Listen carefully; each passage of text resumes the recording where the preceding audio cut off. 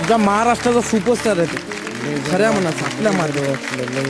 कसं आहे ना, आई बाप गेल्यावर कळतं, नाही तर परत हा विषय लय कठीण आहे. आई बाप असलं तर जीवन आहे, नाही तर काहीच नाही तर कोण कोणाला विसरत नाही. मी कसं हालत काढलं तर मला माहिती, निवडणं आलं खाऊन जगलेला माणूस देवी कसं असं आईचं जतलं असलं की तिथं जायचं, हटकी कपडे नावं लोक ठेवायचं, काय बोलायचं.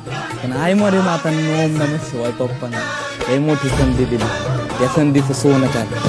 केलं तू ते बाप्पा बसवले होते ना ते तुला आणि मला बाप्पाने थांबले, तोच लक्ष ठेवेल तुझं.